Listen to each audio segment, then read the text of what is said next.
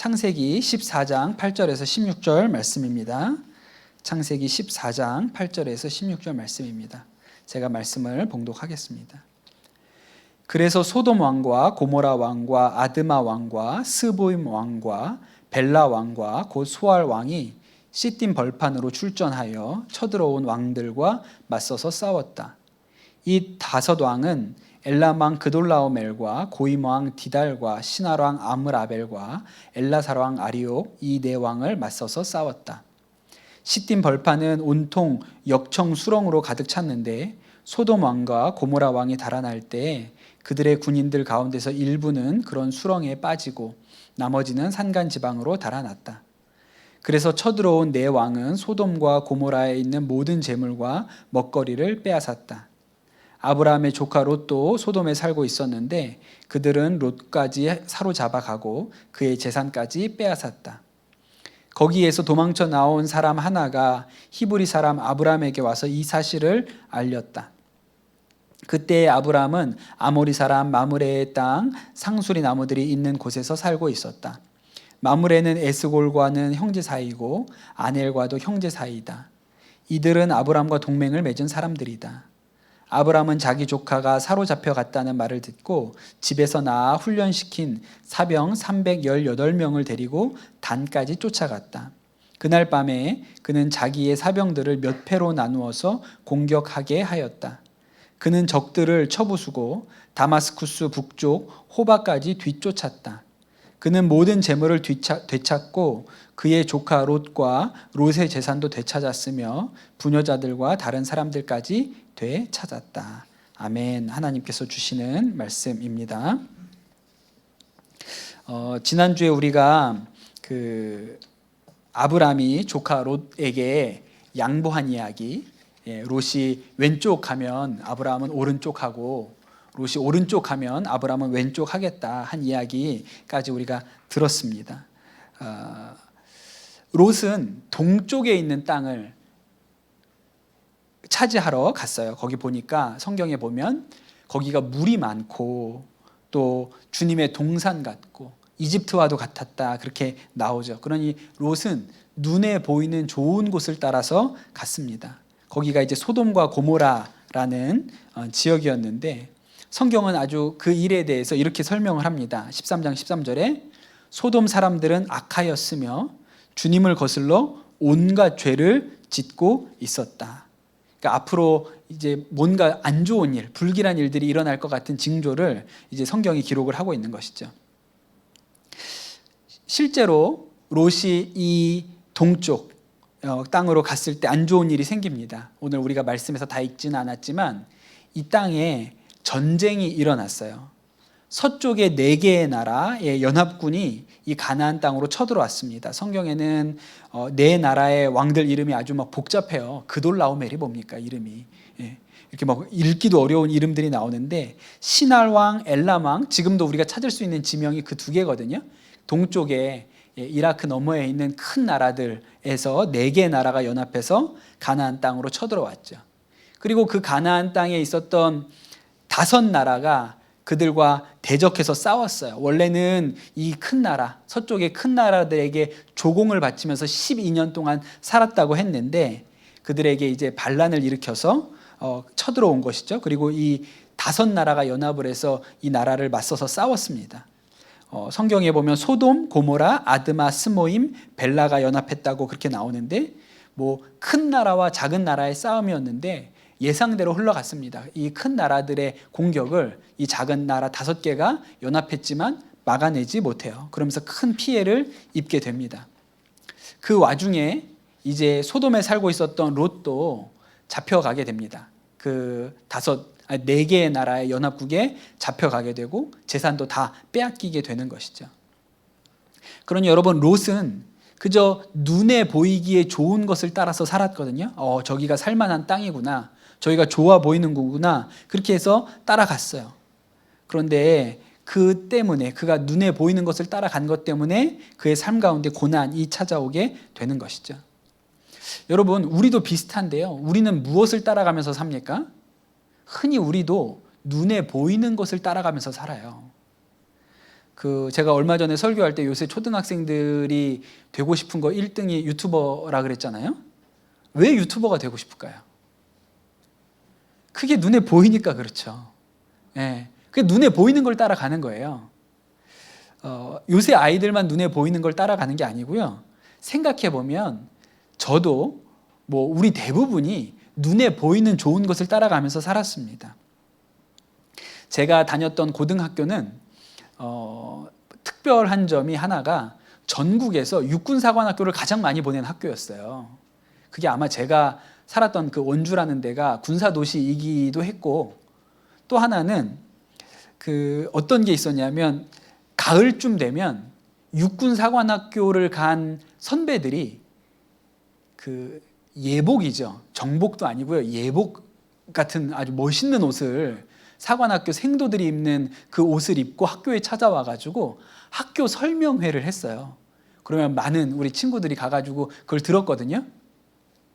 근데 가보면 너무 멋있는 거예요. 그 형들이. 그 옷이 그 군복, 생도들이 입고 있는 그 옷이 너무 멋져 보였어요. 그래서 거기를 갔다 오면 나도 이번 공부 열심히 해서 사관학교를 가야겠다 이런 생각들을 해서 많이들 갔습니다. 근데 나중에 제가 군인으로 군목으로도 이렇게 해보면서 사관학교도 방문해보고 해봤는데 생각하고는 좀 달라요. 가면 힘들거든요. 20살, 21살 이렇게 20대 청년들을 학교이면서 군대인 곳에다 모아놓고 생활하는 거잖아요. 그러니까 멋있는 것만 보고 따라가면 되게 고생합니다. 근데 그때는 뭐가 보였어요? 그 옷이 보였어요. 멋있는 거. 눈에 보이는 것을 따라간 거죠.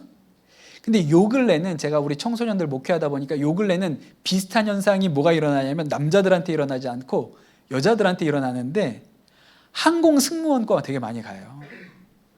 스튜어디스 되려고 되게 많이 가거든요. 일단 제가 우리 있었던 그 선한목자교회 옆에도 동서울대에 항공 승무원과가 있는데 학교 다닐 때도 이렇게 승무원 복장 같은 거 입고 다니잖아요. 그러니까 이제 눈에 띄어요. 예뻐 보이기도 하고. 근데 실제로 가보면 좀 달라요. 되게 어렵거든요. 승무원 되는 일 자체가 어렵기도 하고 또 서비스업이라 생각하는 것처럼 이렇게 눈에 보기에 좋은 거는 아니에요. 근데 우리가 뭘 따라갑니까? 눈에 보기에 좋은 거 따라가요. 제가 교회에서 우리 어린이들 합창단을 운영을 해보면 이제 아이들을 합창단에 많이 뽑아야 되잖아요. 많이 뽑는 방법 뭔지 아세요? 옷을 잘 입히면 돼요. 합창단복을 예쁘고 깔끔하게 하고 싶게끔 잘 입혀서 이렇게 하잖아요. 그럼 많이 들어와요. 그러니까 우리가 가지고 있는 욕구가 눈에 보이는 것을 따라가지요. 어른들도 마찬가지입니다. 어른들도 사실 눈에 보이는 것을 따라가면서 사는 거예요. 누가 아파트 어디에 샀는데 많이 올랐다 그러면 막 아파트로 몰려가는 거고, 누가 비트코인 가상화폐에다가 투자했는데 돈을 많이 벌었다 그러면 우르르 딸려갔다가 막 진짜 큰 손해를 보고, 주식이 어디가 이렇다 그러면 막 따라가는 것이죠. 그러니 결국 사람의 인생이라는 것이 눈에 보이는 것을 따라가면서 삽니다. 그런데 이 롯이 아주 전형적으로 그런 사람이었던 거죠. 근데 롯이 그러면다가 아주 인생의 큰 위기를 만나게 됩니다. 바로 그런 위기 가운데 이 아브라함이 딱 등장을 하는 거예요. 아브라함이 롯이 잡혀갔다는 이야기를 듣고 자신에게 집에 있었던 병사 318명을 데리고 추격을 합니다. 318명의 병사를 집에 데리고 있으니까 아브라함이 대단한 사람이었던 거예요. 부자였던 것이죠. 그러나 여러분, 지금 이 가나안 땅에 쳐들어온 것은 4개의 나라가 연합한 연합군대가 쳐들어온 거거든요. 318명이 개인으로 보기에는 많은 숫자처럼 보이지만 이 4나라의 연합군을 상대하여 싸우기에는 턱없이 적은 숫자의 군인인 거예요. 여러분 생각에는 아브라함이 이렇게 싸움을 잘할 것 같습니까? 아브라함이 혼자서 나가서 다 무찌를 수 있는 그런 장군처럼 보이세요? 아니잖아요. 아브라함이 람보도 아니고, 람보를 모르죠, 여러분은. 캡틴 아메리카라고 합시다. 캡틴 아메리카는 아니잖아요, 아브라함이. 그리고 롯을 구하러 가는 거거든요. 사실 여러분, 아브라함의 과거를 생각해 보면 롯 구하러 갈 필요 없어요. 아브라함이 어떤 사람입니까? 자기 아내도 자기가 위태로울까봐, 자기 생명에 위협이 있을까봐 아내도 여동생이라고 속였던 사람이지 않습니까? 근데 여러분, 지금 조카가 끌려갔는데 지금 조카 구하러 가게 생겼어요? 내 목숨이 중요하죠. 이게 원래 아브라함이 가지고 있었던 캐릭터 아니에요? 그러니까 굳이 조카가, 그것도 내가 100번 양보해 줬는데 지가 좋아하는 땅에 갔다가 저렇게 어려움 당했는데 굳이 뭐 그걸 따라가가지고 목숨 걸고 데리고 옵니까? 그럴 이유가 별로 없죠. 그런데 여러분, 아브라함이 군인들을 데리고 그 연합군을 상대하여 싸우기 위해서 간 거예요. 굉장히 놀라운 일이죠. 아브라함이 바로 그 이집트에 내려갔다 온 사건 이후로 그가 내가 진짜 믿음으로 살아봐야겠다라고 굉장히 그의 삶이 달라지고 변화되고 있었다는 것을 우리가 말씀을 통해서 볼 수 있는 것이죠. 롯에게 양보했던 것도 믿음의 결단이었고, 오늘 이 군대 318명의 군사들을 이끌고 그 큰 군대를 쫓아가서 롯을 찾아오겠다고 갔던 것도 믿음의 결단이었다는 것을 알아야 합니다. 성경을 읽어보면 성경에는 꽤 많은 전쟁 이야기들이 나옵니다. 그런데 성경에 나오는 전쟁의 특징은 우리가 국사에서 배우는 전쟁의 특징하고 좀 달라요. 우리는 국사를 배울 때, 한국의 역사를 배울 때 어떤 전쟁하면 훌륭한 장군들, 지략가들에 대한 이야기가 나와요. 뭐 살수대첩, 을지문덕, 우리가 이렇게 배우잖아요. 한산도 대첩하면 이순신 장군, 그 아주 훌륭한 장군들의 능력으로 그들이 이 위기를 돌파해냈다, 이렇게 배우거든요. 그런데 여러분, 성경에 나오는 전쟁은 인물이 별로 강조되지 않아요. 성경에 나오는 전쟁 이야기는 거의 다 비슷합니다. 절대로 승리할 수 없을 것 같아 보이는 싸움에 이스라엘이 전쟁에 나가면 하나님께서 도와주셔서 기가 막힌 승리를 경험하게 되죠. 그게 이스라엘이 치루었던 전쟁의 양식이에요. 예를 들어 이런 겁니다. 이스라엘 백성이 430년 동안 이집트에서 종살이 했어요. 그럼 여러분, 잘 싸울까요? 못 싸울까요?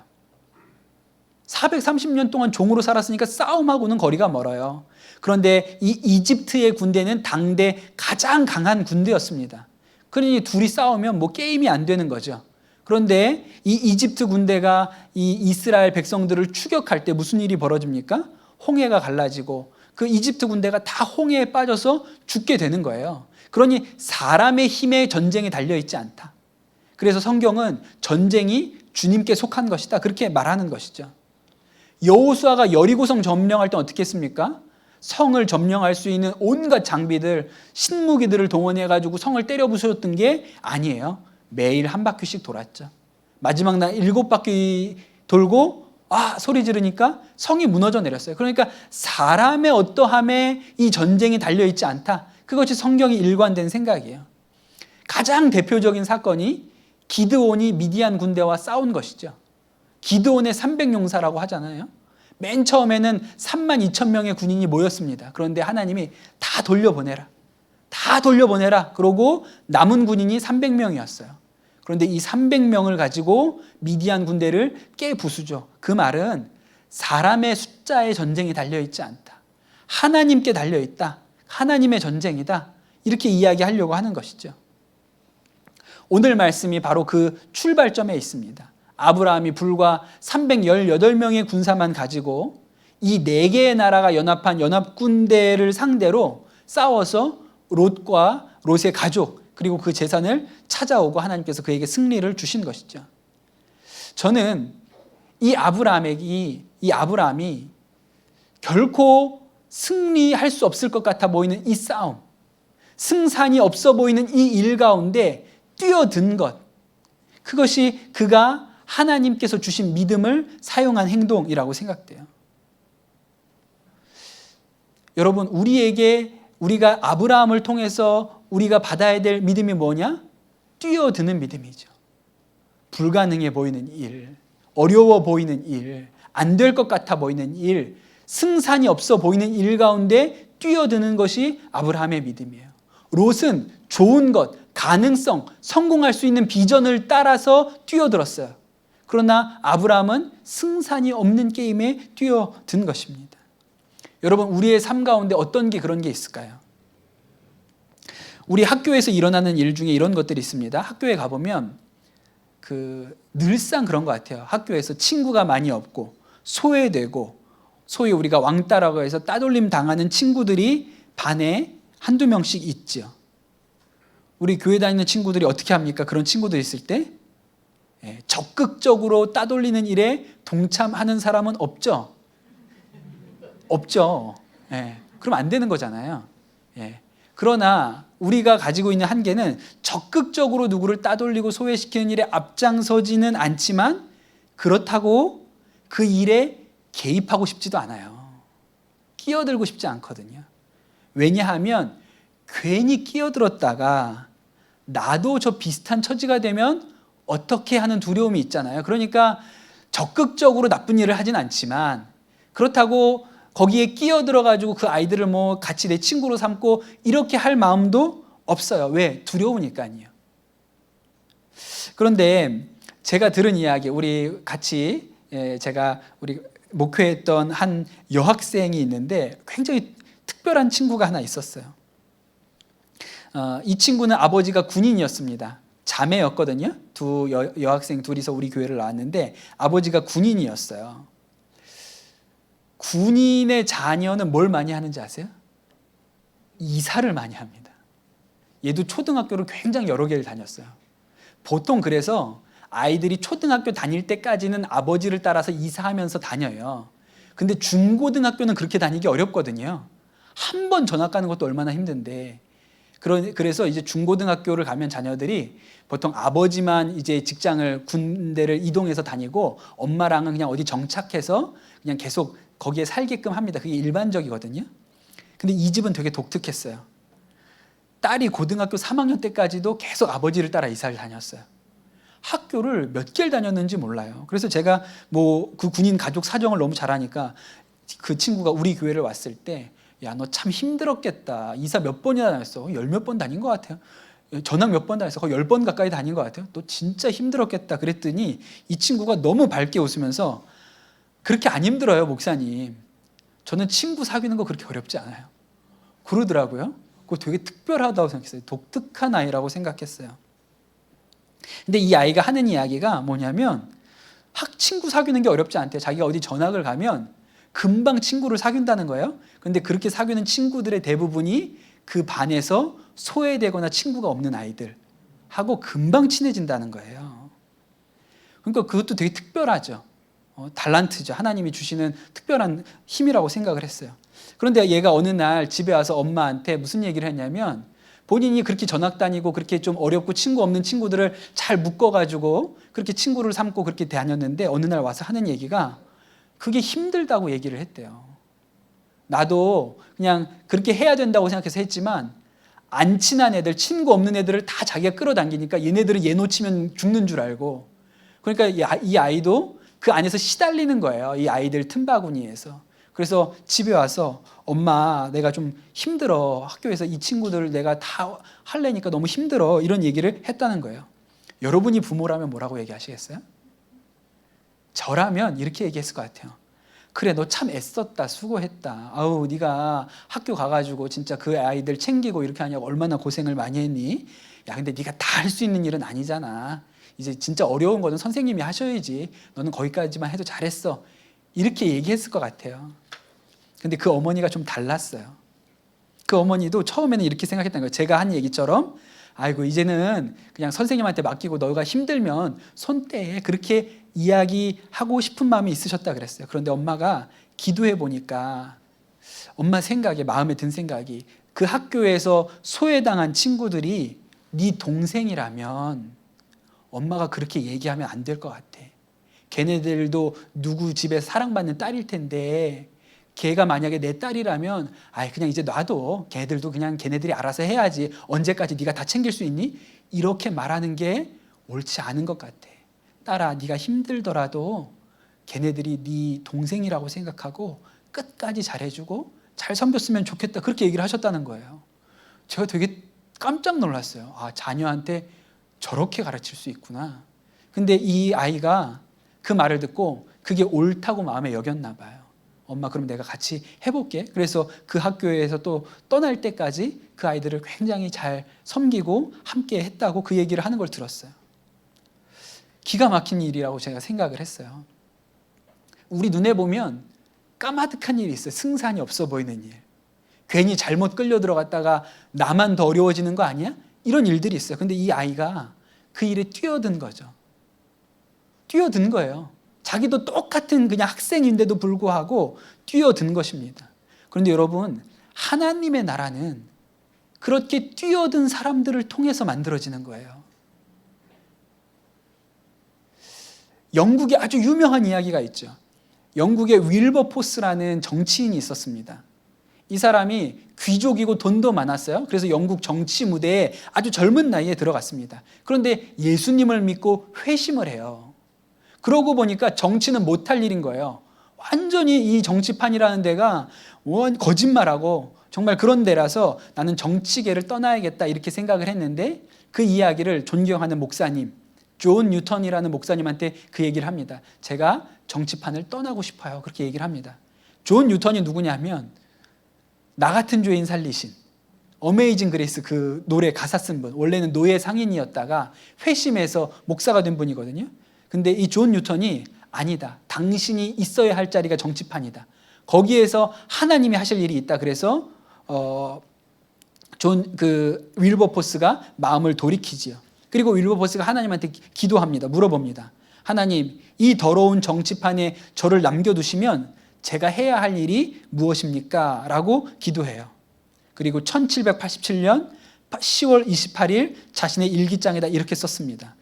전능하신 하나님께서 내 앞에 두 가지 큰 목표를 두셨다.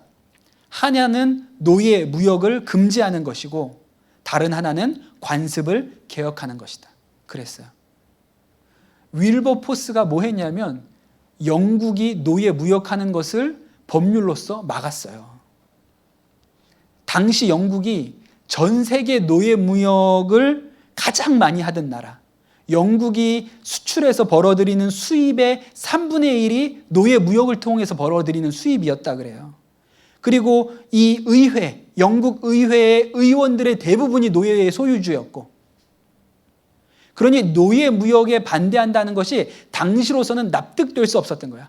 아주 일부 극단적인 기독교인들만 노예 무역에 반대했어요. 그런데 윌버포스라는 이 젊은 정치인이 노예 무역에 반대하기 시작합니다. 쉬운 일이 아니었어요. 윌버포스가 국회에 나가서 노예 무역에 반대하는 연설을 한 게 150번. 2번의 암살 위협을 경험했고 갖가지 중상모략에 시달렸습니다. 그리고 윌버포스가 노예 무역을 없애야겠다라고 마음먹은 후 56년 만에 노예 무역이 없어집니다. 그리고 나흘 있다가 윌버포스가 세상을 떠나요. 이 윌버포스가 노예 무역을 없애야겠다라고 마음 먹었을 때 이 싸움은요, 승산이 없는 거예요. 이길 방법이 없는 싸움이었던 것이죠. 그런데 이 윌버포스가 그 싸움에 뛰어든 것이죠.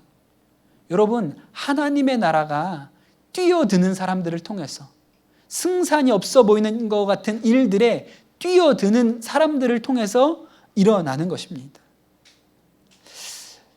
저는 한국 교회가 이 일에 대하여 감당해야 할 부분이 있다는 생각이 들어요. 뭐냐면 우리에게도 승산이 없어 보이는 일 같은 숙제가 있거든요. 북한이 그런 거예요. 여러분, 분단된 지가 70년이 지났고 우리가 때를 따라서 어떤 때는 조금 남북관계가 좋아진 것 같았다가 다시 원점으로 돌아가고, 조금 나아진 것 같았다가 다시 원점으로 돌아가고, 이런 일을 수도 없이 지켜봤죠. 그리고 여러분, 지금 우리 생각이 어떻습니까? 굳이 안 가도 돼요. 굳이 안 해도 돼요. 이렇게 70년 살아왔는데 굳이 뭘 또, 이런 생각들을 하고 있는 때지요. 그런데 여러분, 지금도 이 일에 뛰어드는 사람들이 있어요. 그런 사람들을 통해서 이 일이 되지 않을 것 같은 이 일이 한 걸음씩 나가는 것이죠. 제가 몇 주 전에 김진경 박사님, 연변 과기대 세우신 김진경 박사님 얘기를 드렸죠. 그 과기대 세우려고 북경에서 연변까지 56시간 기차 타고 수도 없이 다니셨다고 그렇게 말씀을 한번 드렸습니다. 진짜 어려운 과정이었다고, 그 중국의 외국인으로서 대학을 세우는 일이 너무너무 어려운 과정이었다고 그랬죠. 그것도 북경도 아니고 저 연변이라는 조선족들 사는 시골에다가 대학을 세웠으니까요. 그때 그 일 자체가 승산이 없는 일이에요. 그런데 여러분, 하나님의 은혜로 학교가 잘 세워졌고 학교가 잘 운영되었습니다. 근데 이 학교가요, 작년에 문을 닫았어요. 예, 이게 중국하고 이 학교 설립에 대해서 계약한 기간이 만료되었고 더 연장하지 않기로 해서 결국 27년 만에 학교가 문을 닫았습니다. 예, 어떤 사람들은 결국은 중국 좋은 일만 하고 중국 정부에 다 뺏겨버렸다 이렇게 얘기하기도 해요. 근데 그런 거 아니죠. 27년 동안 2만 명이 넘는 졸업생들이 나왔어요. 그 사람들 중에 목사가 몇 명인지 아십니까? 셀 수 없어요. 교수가 된 사람들도 많고 중국 사회 곳곳에서 그리스도인으로 수많은 사람들이 살아가도록 이 학교가 감당을 했죠. 그러니 여러분, 그냥 공으로 한 게 아니에요. 이 김진경 박사님이 연변과기대 운영하시면서 또 관심이 많았던 게 북한이었습니다. 멀지 않으니까요. 그래서 북한이 어렵다 그러면 소도 보내고 쌀도 보내고 북한에다 어린이집도 세우고 옷이고 이불이고 약품이고 필요할 때마다가 그거 가지고 북한으로 들여보내는 일들을 했습니다. 근데 이렇게 열심히 도왔는데 99년에 북한에 들어가셨다가 북한의 당국에 억류됩니다. 그리고 미국 스파이로 몰려요. 북한의 기밀을 빼서 미국으로 넘겼다 이런 혐의를 받고 북한 감옥에 갇히게 됩니다.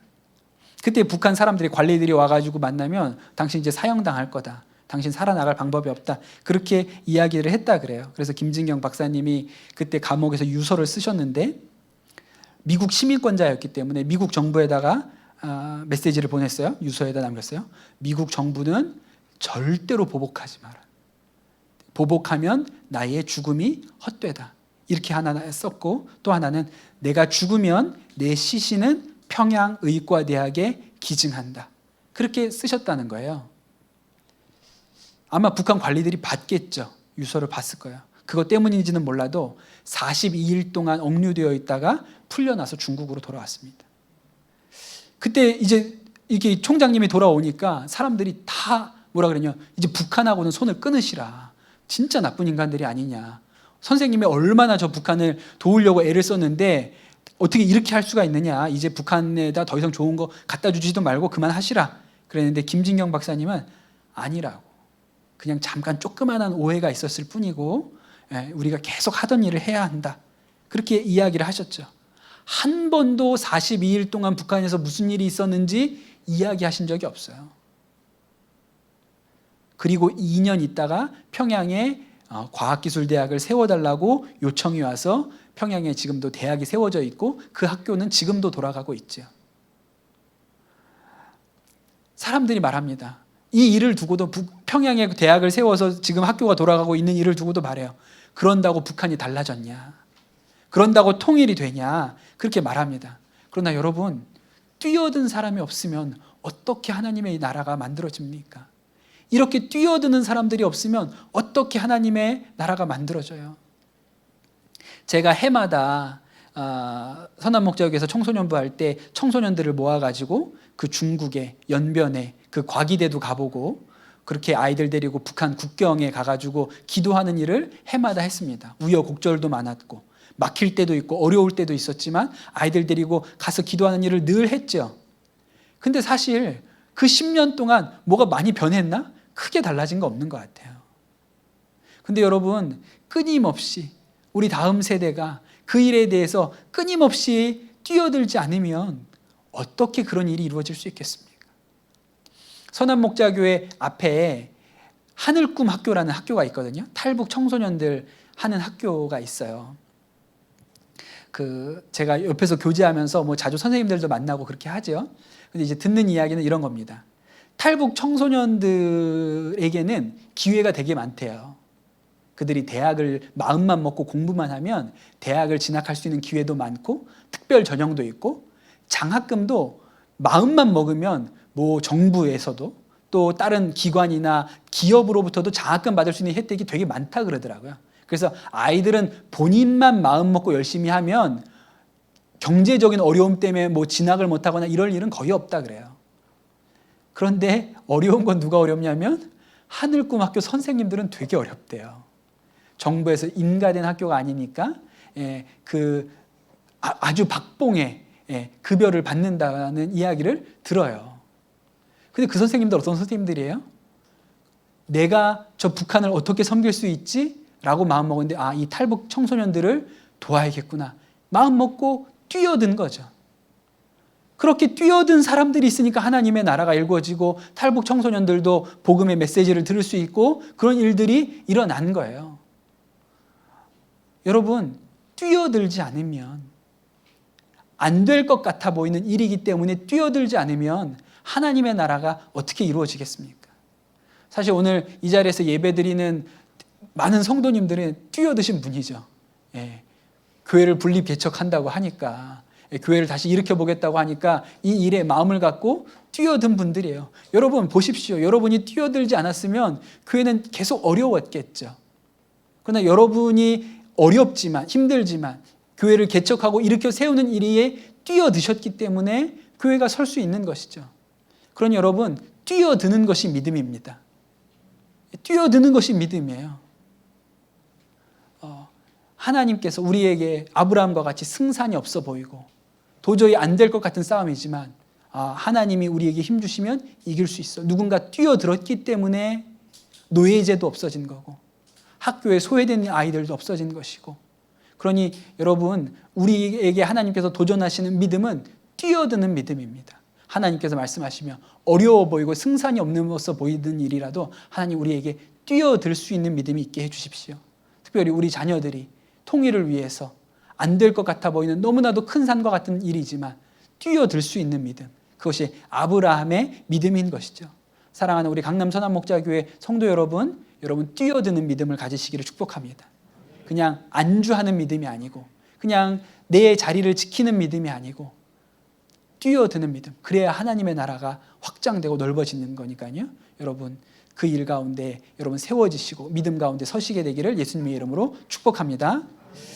네, 우리 기도하겠습니다. 주신 말씀 붙들고 같이 기도하도록 하겠습니다. 주님, 아브라함이 318명의 적은 군사들을 데리고 4개의 나라가 연합한 군대를 맞서 그가 싸워 롯의 생명을 구하고 그 가족들을 되찾아 온 것과 같이 하나님, 우리도 믿음을 더하여 주셔서 우리가 세상 앞에 무릎 꿇지 아니하고 그저 눈에 보이는 것을 따라 살아가지 아니하고 우리가 아브라함과 같이 승산 없는 싸움에도 믿음을 사용할 수 있는 믿음의 사람들 되도록 축복하여 주시옵소서. 그리하여 우리의 가정이, 우리의 학교가, 또 우리의 직장이, 우리가 속한 곳이 하나님의 나라를 확장시키는 그런 도구로 하나님 우리가 쓰임받게 하여 주시옵소서. 뛰어드는 믿음을 우리에게 주십시오. 보고만 있지 아니하고 하나님 뛰어들 수 있는 믿음을 우리 가운데 주시옵소서. 감사합니다. 믿음 주시는 주님을 찬양합니다. 모든 말씀 우리 주 예수 그리스도의 이름으로 기도드렸습니다.